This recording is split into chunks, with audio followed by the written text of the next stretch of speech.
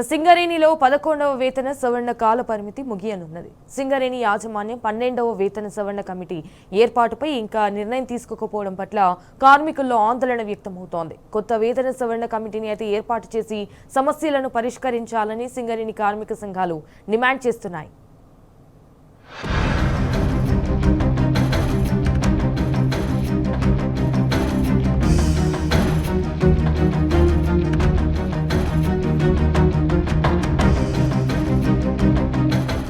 వచ్చే నెల జూన్ 10తో దేశవ్యాప్తంగా ఉన్న బొగ్గు గనుల్లో 11వ వేతన సవరణ కమిటీ కాలపరిమితి ముగియనుంది.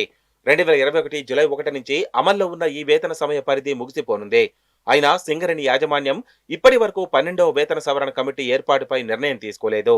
గత 2 నెలల క్రితం జరిగిన జేబీసీసీఐ కమిటీ సమావేశంలోనూ ఈ విషయంపై చర్చించలేదని కార్మికులు ఆందోళన వ్యక్తం చేస్తున్నారు.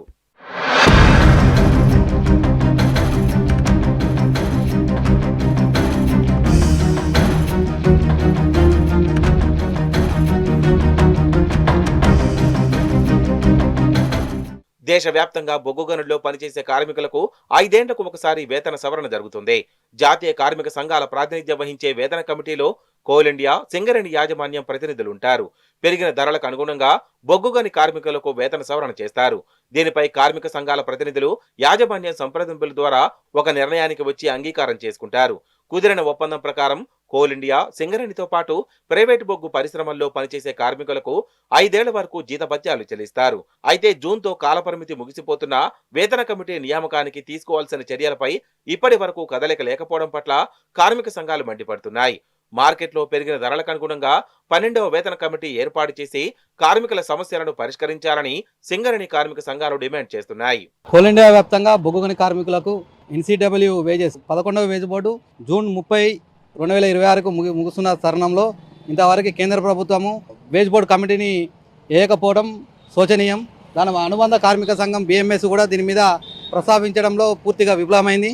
తెలంగాణ రాష్ట్రంలో ఉన్నటువంటి కేంద్ర బొగ్గు గనుల శాఖ మంత్రి కిషన్ రెడ్డి గారు మరియు BMS coal sector incharge Lakshma Reddy గారు తెలంగాణ ప్రాంతానికి చెందిన వారు అయినప్పటికీ దీని మీద స్పందించకపోవడం శోచనీయం. వెంటనే ఈ యొక్క కమిటీని వేసి బొగ్గు గని కార్మికుల యొక్క ఆర్థిక సంక్షోభం నుంచి బయటికి తీసుకురావాలని, వారి యొక్క శ్రమని గౌరవించి వెంటనే ఈ వేతన కమిటీని వేసి ఒక యూనిట్కి 40,000 చొప్పున ఈ యొక్క కోల్ అగ్రిమెంట్ను చేయాలని, బొగ్గు గని కార్మికులకు కూడా డిఏ న్యూట్రల్ చేయకుండా ఈ 12వ వేజ్ బోర్డులో డిఏ న్యూట్రల్ చేయకుండా డిఏని 25% నుంచి స్టార్ట్ చేయాలని వేజ్ బోర్డు కమిటీని వేసి ఆలస్యం చేయకుండా వేయాలని తెలంగాణ బొగ్గు గని కార్మిక సంఘంగా డిమాండ్ చేస్తుంది. సింగరేణి యాజమాన్యం వెంటనే స్పందించి 12వ వేతన సవరణ కమిటీ ఏర్పాటుకు తగిన చర్యలు తీసుకోవాలని కార్మిక సంఘాలు డిమాండ్ చేస్తున్నాయి.